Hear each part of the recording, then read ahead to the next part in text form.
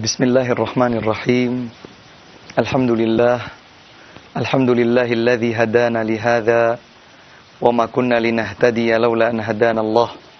Asyhadu an la ilaha illallah wahdahu la syarikalah wa asyhadu anna Muhammadan abduhu wa rasuluhu, amma ba'du. Para pemirsa rahimakumullah, saudara-saudariku yang semoga senantiasa dimuliakan Allah Subhanahu wa ta'ala dimanapun Anda berada. Benar sekali bahwa di pembahasan sebelumnya kita mengkaji bersama tentang dua syarat mutlak yang harus ada pada setiap amal ibadah agar bernilai sebagai amal yang diterima di sisi Allah Subhanahu wa ta'ala, menjadi amal yang salih dan mendapatkan balasan pahala di dunia dan di akhirat kelak. Yang pertama adalah ikhlas kepada Allah Subhanahu wa ta'ala, dan yang kedua adalah sesuai dengan tuntunan yang telah diajarkan oleh Nabi tercinta kita, Nabi Muhammad sallallahu alaihi wa ala alihi wasallam. Para pemirsa sekalian, menjadi pantas untuk kita tanyakan baik kepada diri pribadi kita masing-masing atau kepada orang-orang yang kita cintai. Siapakah yang sejatinya menjadi panutan bagi kita? Siapa panutan saya? Siapa panutan Anda? Siapa panutan orang-orang yang berada di sekitar kita dan kita mencintai mereka? Dan kalau sudah disebutkan panutan, artinya tidak hanya sekedar idola, tidak hanya sekedar suri tauladan, tetapi yang betul-betul diikuti sebagai panutan, sebagai imam yang kita idolakan, yang kita cintai, yang kita ikuti langkahnya dan seterusnya. Maka sebagaimana tadi dijawab, kalau ditanya siapa panutan Anda, maka jawabannya pastilah Nabi Muhammad Rasulullah sallallahu alaihi wa ala alihi wasallam. Silahkan masing-masing dari para pemirsa sekalian bertanya kepada siapa saja. Kepada istrinya, kepada suaminya, kepada anaknya, kepada ayahnya, kepada ibunya, kepada teman-temannya. Tanyakan, siapa panutanmu? Satu di antara dua kemungkinan jawaban. Jika jawabannya adalah seseorang selain Nabi Muhammad SAW, ini sesuatu yang layak untuk diluruskan sejak sekarang. Kalau jawabannya, panutan saya adalah fulan, dia sebutkan nama seseorang. Ternyata orang itu bukanlah Nabi Muhammad SAW. Seseorang yang berideologi tertentu, seseorang dengan karya-karya cipta tertentu, seseorang yang memiliki seni tinggi tertentu misalnya, atau memiliki kepandaian di dalam olahraga misalnya. Maka jawaban yang demikian ini, jika jawabannya panutan saya adalah A dan ternyata dia bukan Nabi Muhammad SAW, harus segera diluruskan. Ada kemungkinan jawaban yang kedua, panutanku, panutan saya adalah Nabi Muhammad SAW, dan itulah jawaban yang kita inginkan. Namun muncul pertanyaan lain berikutnya. Kalau Nabi Muhammad SAW adalah panutan saya, panutan Anda, panutan kita semua, maka apa buktinya? Bagaimana kita membuktikan bahwa benar-benar Nabi Muhammad SAW adalah panutan kita? Jangan-jangan hanya sekedar pemanis bibir, ya? Jangan-jangan hanya sekedar ungkapan yang membuat seseorang terkagum mendengarnya. Jangan-jangan hanya sekedar pengakuan belaka. Akan tetapi masih nol, masih kosong.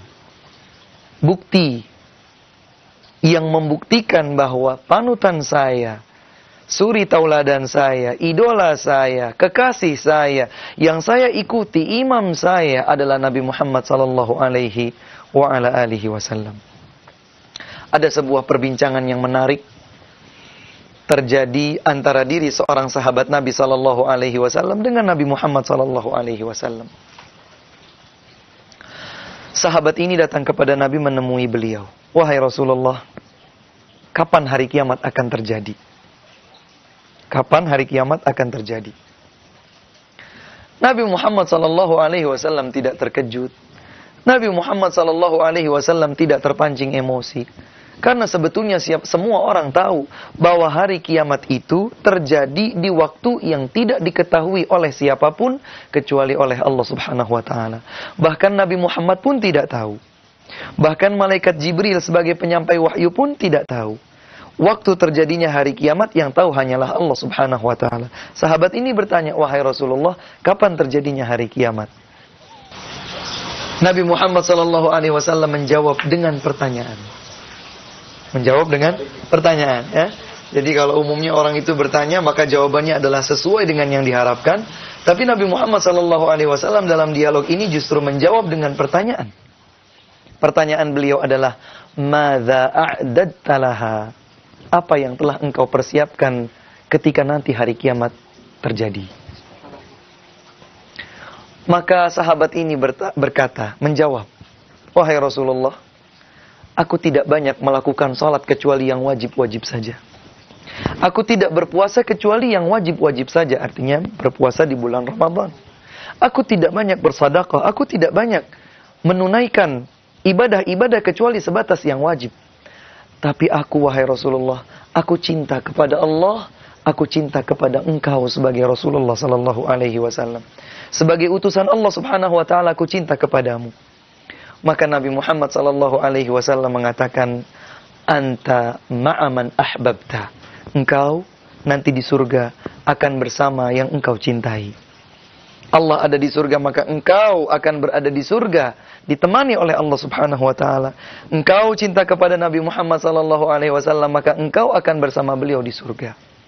Para pemirsa sekalian, langkah awal ketika kita ingin membuktikan bahwa panutan kita adalah Nabi Muhammad sallallahu alaihi wasallam adalah dengan mencintai beliau.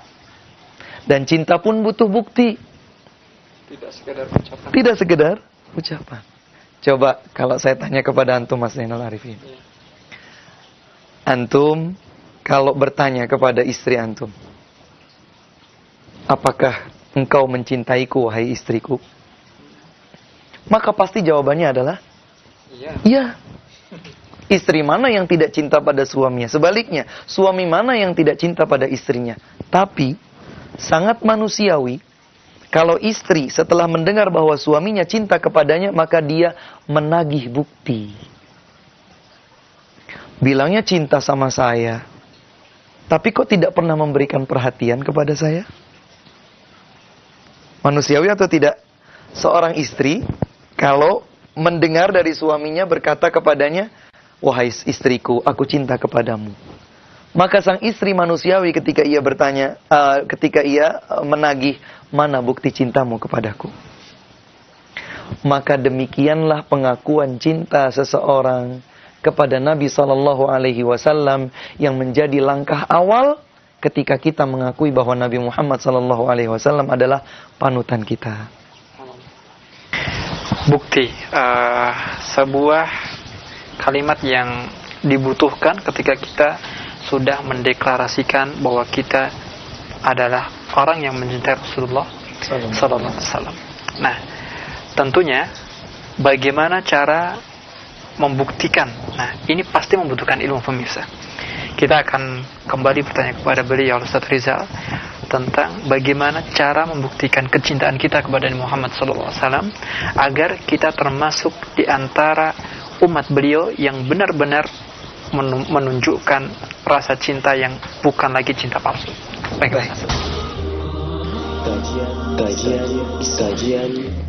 Kajian Islam.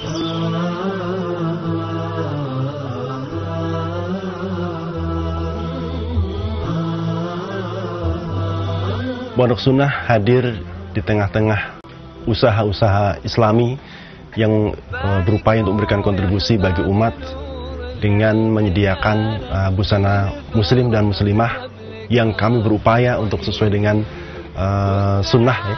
Nah, untuk kali ini kami launching produk yang namanya Hisan, hijab sunnah, di mana produk ini kami berupaya untuk mengembalikan ketentuan ya, dalam berjilbab ya, sesuai dengan syariat. Yang pertama adalah menutup seluruh badan.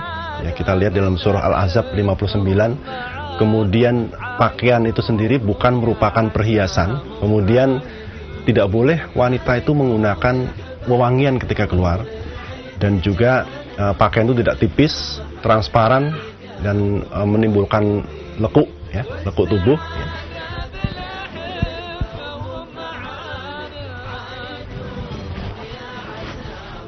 Jilbab dari Pondok Sunnah atau hisan, hijab sunnah, bercirikan lebar dan polos sehingga menutup perhiasan yang memang seharusnya tidak boleh nampak bagi bukan mahram. Sehingga dengan semangat ini mudah-mudahan wanita lebih terlindungi.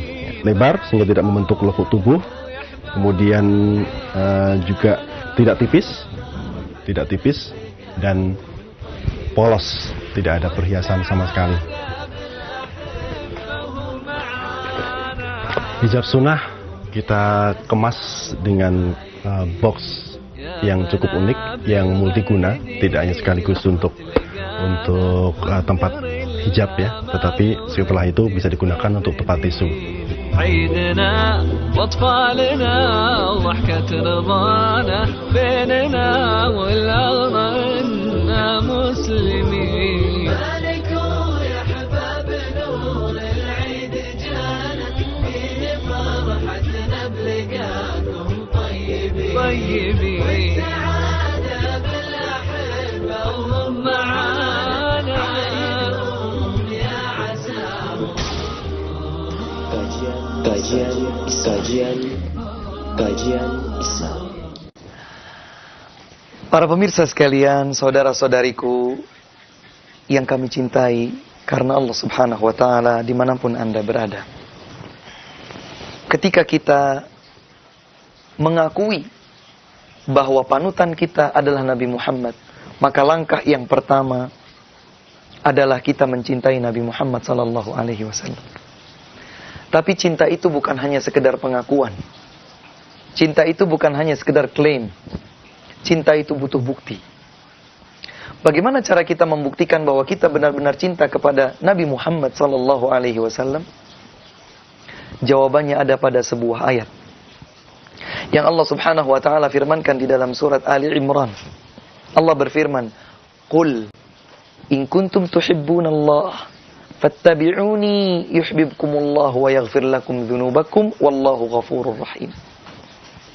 Jawabannya juga ada pada sabda Nabi sallallahu alaihi wasallam yang diriwayatkan dengan sanad yang sahih.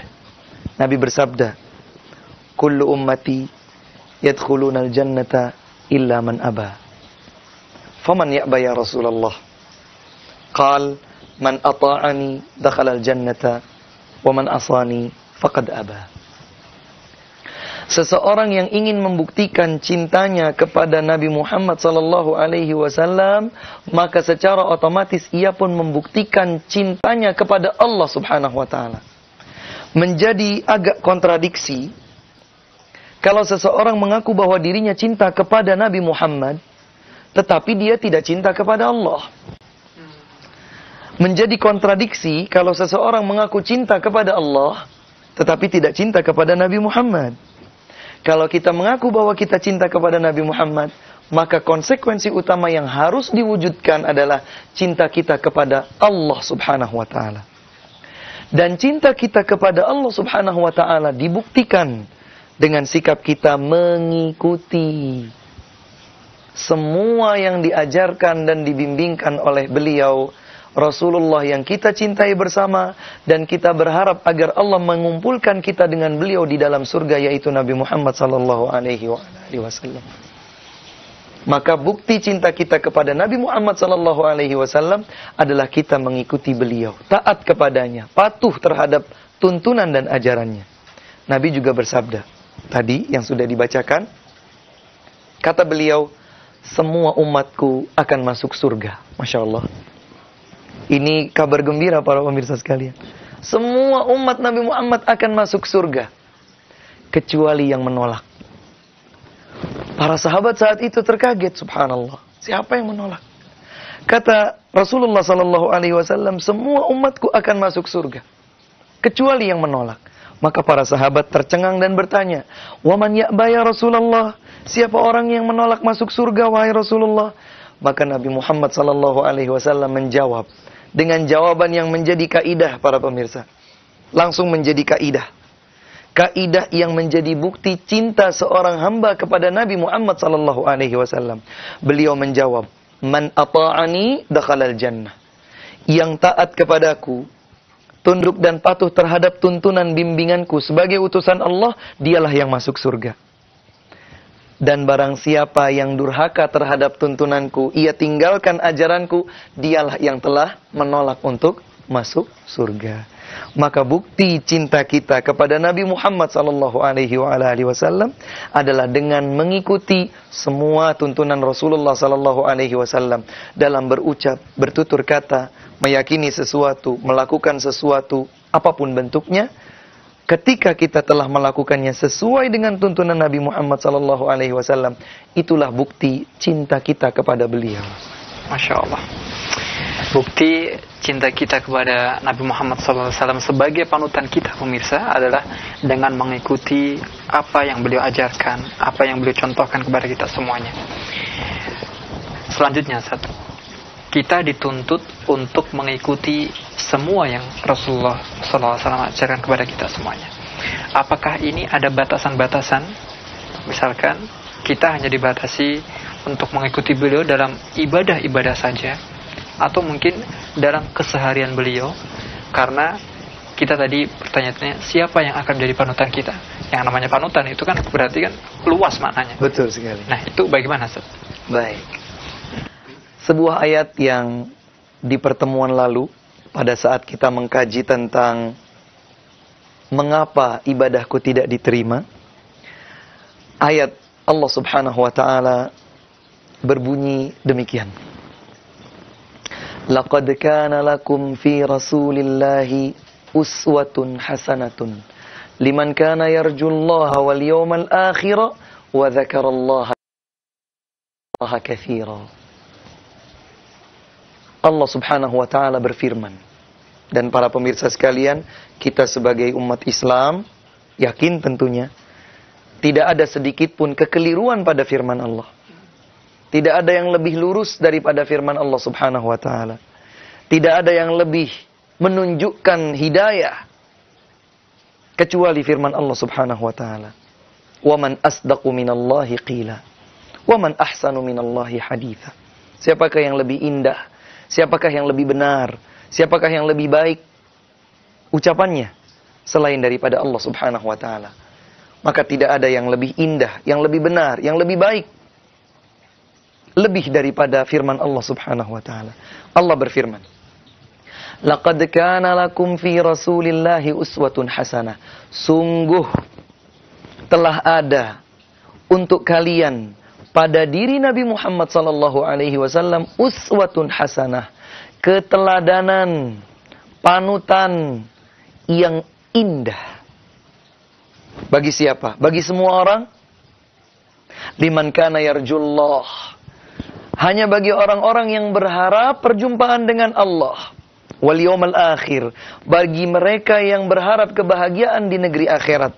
Wa dzakarallaha katsira, dan keteladanan terindah pada diri Rasulullah itu hanya bagi orang-orang yang senantiasa mengingat Allah Subhanahu wa taala.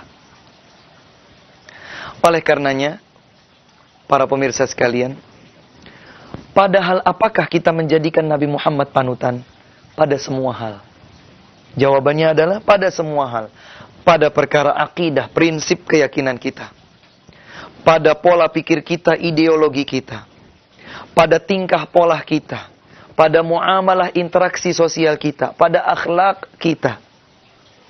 Karenanya ketika sebagian sahabat Nabi SAW datang menemui istri Nabi Muhammad bernama Aisyah, ibunda kita semua kaum mukminin, Aisyah radhiyallahu anha, ummul mukminin.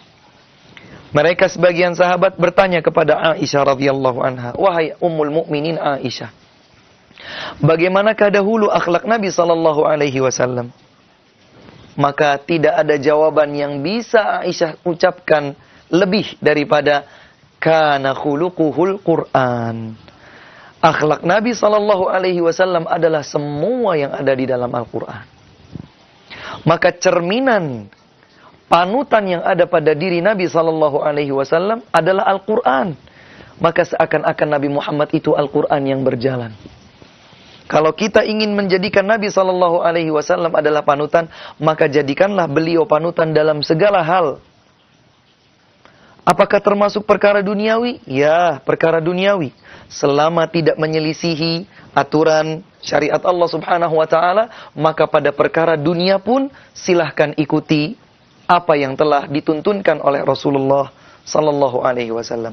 Islam tidak tutup mata terhadap perkara duniawi yang baik-baik selama tidak menyelisihi kemaksiatan atau tidak menyelisihi ketaatan kita kepada Allah Subhanahu wa Ta'ala, selama tidak bermuatan maksiat kepada Allah Subhanahu wa Ta'ala.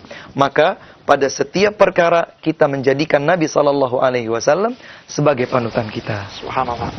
Di setiap perkara kita menjadikan Rasulullah Nabi Muhammad Sallallahu Alaihi Wasallam sebagai panutan kita. Ini berarti ketika kita mampu ataupun berusaha untuk mewujudkan hal tersebut, berarti merupakan sebuah ibadah. Betul. Nah, semua perkara ini pasti termasuk di antara apa yang beliau kabarkan dari keaktivitas beliau sehari-hari. Misalkan bagaimana cara berpakaian beliau, cara berpenampilan beliau. Nah, apabila kita meniatkan mengubah penampilan kita itu dengan mencontoh Rasulullah. Kita niatkan benar-benar mengikuti apa yang beliau SAW ini contohkan kepada kita, itu bernilai ibadah. Betul. Nah, sehingga kita mungkin tidak berhak mencontoh ataupun meniru penampilan dari orang-orang selain Rasulullah, karena Betul. tentunya ini bukan ibadah. Nah, agar lebih jelas pembahasan ini, mungkin antum bisa memberikan gambaran yang lebih detail mengenai hal ini. Baik. Di dalam menjadikan Nabi Muhammad Sallallahu Alaihi Wasallam sebagai panutan kita dalam semua hal, selama Rasulullah Sallallahu Alaihi Wasallam telah mengajarkannya kepada kita, maka itu bernilai ibadah.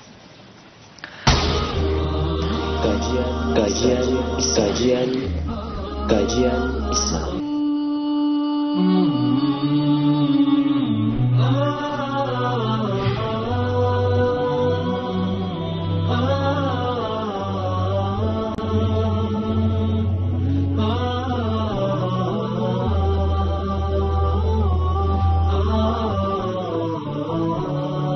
Saudara-saudara, jika Anda melihat tampilan di layar TV ini dari preparat mikroskop yang sambil dari pasien saya, kita lihat di sini jelas sekali.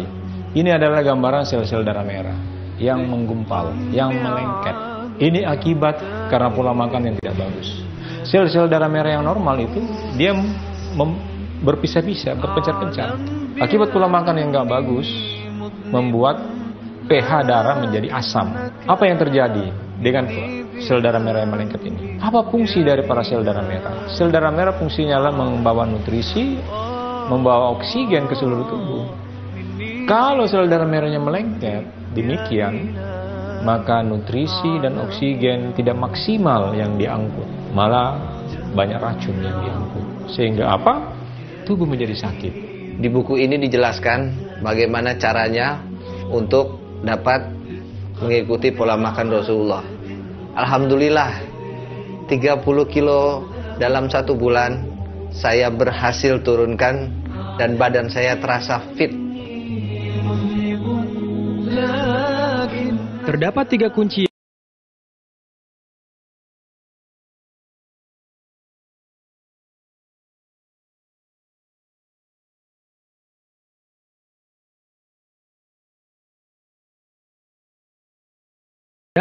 makan mengisi lambung dengan sepertiga makanan, sepertiga minuman, dan sepertiga udara. Dapatkan penjelasan lebih dalam di buku dan DVD Solusi Sehat Islami. Untuk pemesanan, ketik buku sehat, pagar nama, pagar alamat. Kirim ke 08 777 9 444 56.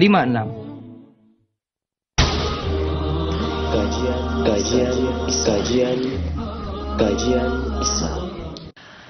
Para pemirsa sekalian, saya jadi teringat akan sebuah ungkapan seorang sahabat mulia bernama Salman Al-Farisi radhiyallahu anhu, yang beliau itu datang dari negeri Persia.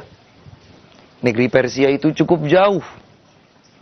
Kalau sekarang Persia itu seperti di daerah Afghanistan, Dagestan dan sekitarnya. Negeri Persia. Tidak ada seorang pun yang memberikan petunjuk, bimbingan kepada Salman Al-Farisi, tetapi Allah Subhanahu wa taala melimpahkan nikmat hidayah kepada beliau. Sampai kemudian Allah Subhanahu wa taala mudahkan beliau berjalan dari negeri Persia sampai ke Madinah, bertemu dengan Nabi sallallahu alaihi wasallam. Maka alhamdulillah Salman mendapatkan hidayah Islam, beliau belajar banyak tentang Islam dari Nabi Muhammad sallallahu alaihi wasallam, dan jadilah Salman Al-Farisi salah seorang sahabat yang memiliki kedudukan tersendiri di dalam hati Nabi sallallahu alaihi wasallam. Setelah Nabi Muhammad meninggal dunia sallallahu alaihi wasallam, maka kemudian ada sebagian orang-orang Yahudi yang datang bertanya kepada Salman.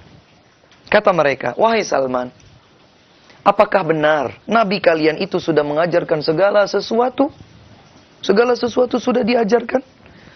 Maka Salman dengan bahagia, dengan bangga, dengan penuh keyakinan diri, karena beliau berada di atas kebenaran, beliau beriman kepada Nabi yang diutus oleh Allah Subhanahu wa taala, yaitu Nabi Muhammad sallallahu alaihi wasallam. Salman menjawab, "Bala, benar.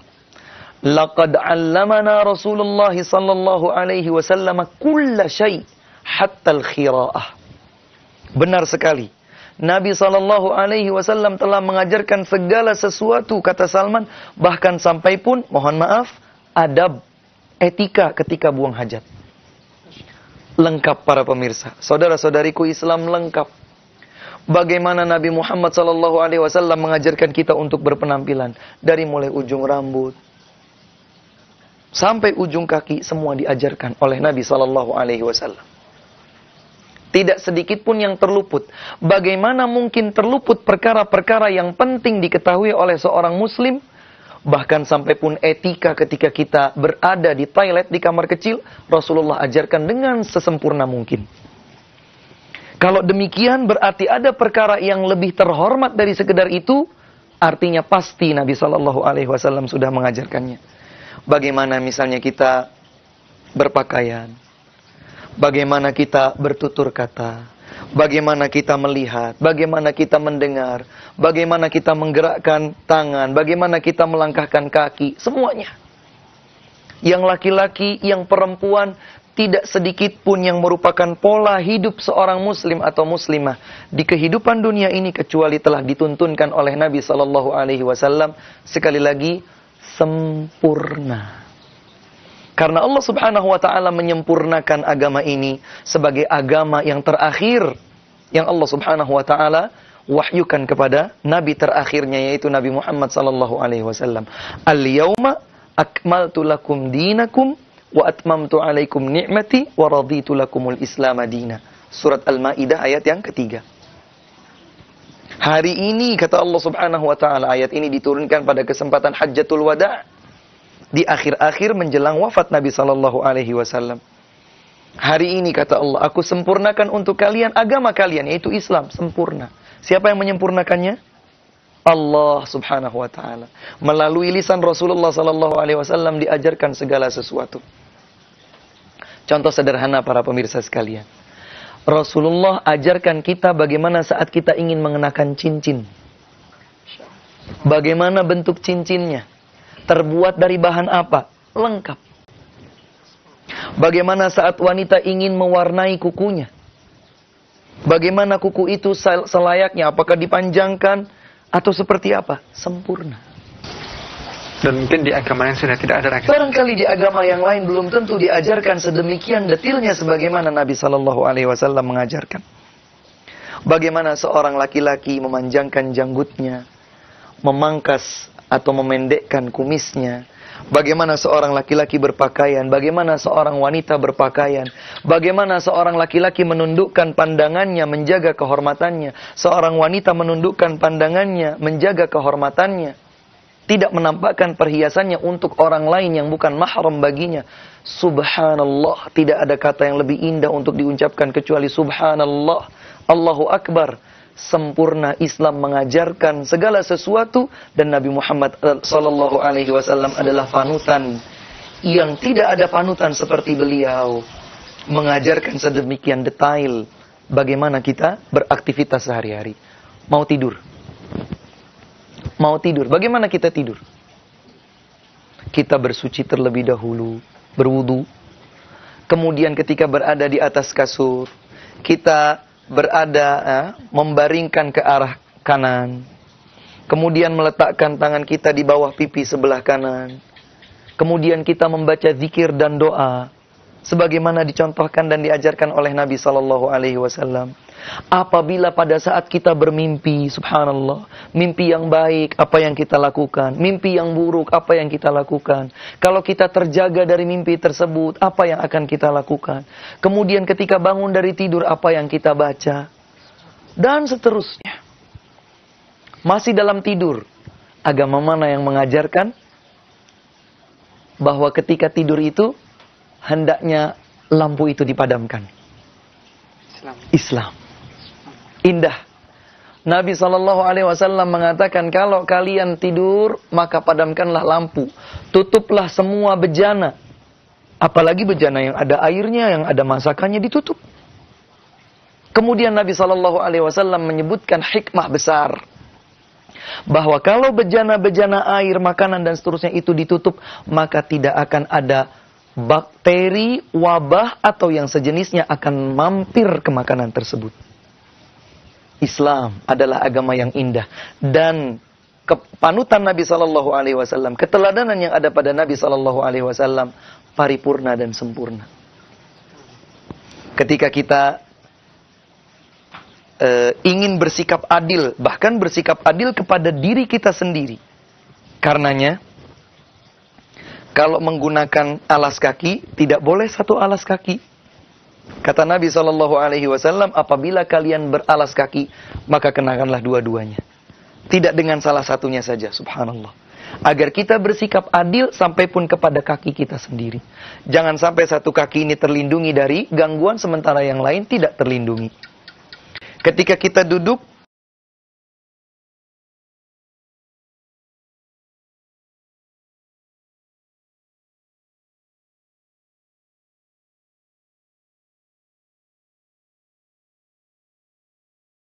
dari terik matahari, terlindungilah semuanya. Kita bersikap adil bahkan kepada diri kita sendiri.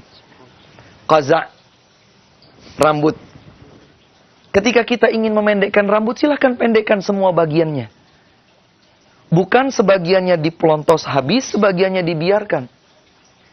Ini Islam, subhanallah. Sampai pun kepada pribadi masing-masing, kita diajarkan untuk bersikap adil. Maka para pemirsa sekalian, tidak ada yang lebih indah, tidak ada yang lebih sempurna, tidak ada yang lebih baik dan mendatangkan kebahagiaan jiwa dan raga selain daripada tuntunan Islam yang telah Allah jadikan panutannya pada diri Nabi Muhammad sallallahu alaihi wasallam. Subhanallah, menarik sekali Ustaz. Pesan terakhir yang mungkin di kesempatan kali ini bisa antum sampaikan kepada kaum muslimin, khususnya ini generasi muda, yang mereka terkadang menjadikan idola itu bukan Nabi Muhammad SAW. Padahal dengan tadi yang sudah kita bahas ini, sebenarnya sudah tidak ada jalan, tidak ada celah bagi kita sebagai seorang muslim menjadikan panutan dan idola itu hanyalah kepada Nabi Muhammad, bukan kepada yang lainnya. Maka mungkin di penutup bisa disampaikan pesan kepada mereka. Baik, para pemirsa sekalian, generasi muda Islam, bapak dan ibu, kaum muslimin, kaum muslimat yang kami cintai karena Allah Subhanahu wa taala. Tidak ada panutan yang lebih indah dan lebih sempurna daripada panutan yang ada pada diri Nabi Muhammad sallallahu alaihi wasallam. Dan kepada Anda sekalian, wahai generasi muda Islam, berbanggalah dengan hidayah yang telah Allah Subhanahu wa taala anugerahkan.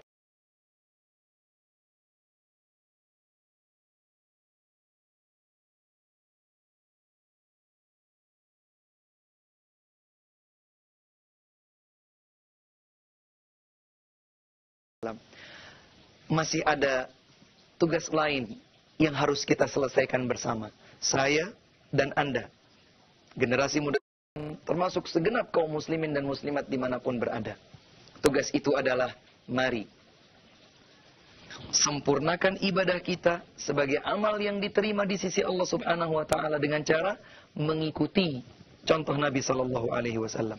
Apapun bentuk ibadah kita, sesuaikanlah dengan tuntunan Nabi sallallahu alaihi wasallam.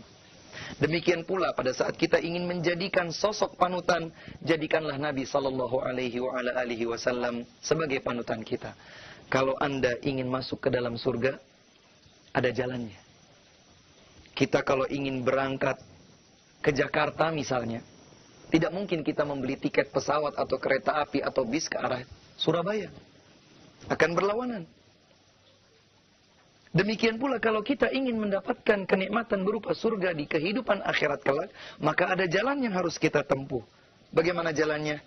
Ikutilah tuntunan Nabi yang kita cintai bersama, Nabi Muhammad sallallahu alaihi wasallam. Karena barang siapa yang mengikuti Nabi Muhammad, mentaati beliau, cinta kepada beliau, membuktikan cinta kita kepada beliau dengan mematuhi semua tuntunan beliau, mengambil panutan dan keteladanan beliau, maka orang seperti itulah yang Allah akan bukakan lebar pintu surga baginya. Sebaliknya, saudara-saudariku, dimanapun Anda berada, yang semoga kita semua dipertemukan dan dipersatukan oleh Allah di dalam surganya kelak. Jadikanlah Nabi sallallahu alaihi wasallam sebagai panutan kita. Sebagaimana pesan Nabi kepada sahabat yang bertanya tentang kapan datangnya hari kiamat. Maka kata Nabi, anta ma'aman ahbabta. Engkau akan bersama orang yang engkau cintai, yang engkau panutkan, yang engkau ikuti keteladanannya. Kalau kita ingin masuk surga, ambillah keteladanan Nabi sallallahu alaihi wasallam, ikuti beliau sebagai panutan kita, idola kita, imam kita, karena dengan itulah kita akan meraih kebahagiaan. Semoga Allah Subhanahu wa taala melimpahkan kepada saya, kepada Mas Zainal Arifin, kepada Anda semua, kaum muslimin dan muslimat, para pemirsa yang kami cintai karena Allah dimanapun Anda berada, semoga Allah melimpahkan kepada kita semua istiqamah, bangga, cinta dan merasa mulia telah mengikuti tuntunan Nabi Muhammad SAW dan komitmen untuk berjalan di atas jalan yang telah beliau tempuh dalam menjalankan agama ini. Demikian yang dapat kami sampaikan, kurang dan lebihnya kami mohon maaf. Wallahu ta'ala a'lamu bis-shawab wa akhiru da'wana alhamdulillahi rabbil alamin. Jazakumullah khairan Ustaz Rizal Juliar yang Masya Allah di pembahasan kali ini, pemirsa yang dimuliakan Allah Subhanahu wa taala, semakin jelas jawaban kita ketika ada pertanyaan siapa panutan Anda, adalah Nabi Muhammad sallallahu alaihi wasallam, sehingga tidak ada jalan lain bagi kita untuk menjadikan idola, menjadikan panutan selain beliau sallallahu alaihi wasallam. Semoga kesempatan yang mulia ini bisa memberikan pencerahan kepada kita, menambah manfaat untuk kita semuanya, dan semoga kita diberikan kekuatan untuk bisa mengamalkan apa yang beliau sampaikan di kesempatan hari ini. Insyaallah kita bertemu di kesempatan yang akan datang. Subhanakallahumma bihamdika asyhadu an la ilaha illa anta astaghfiruka wa atubu ilaik. Assalamualaikum warahmatullahi wabarakatuh. Waalaikumsalam warahmatullahi wabarakatuh.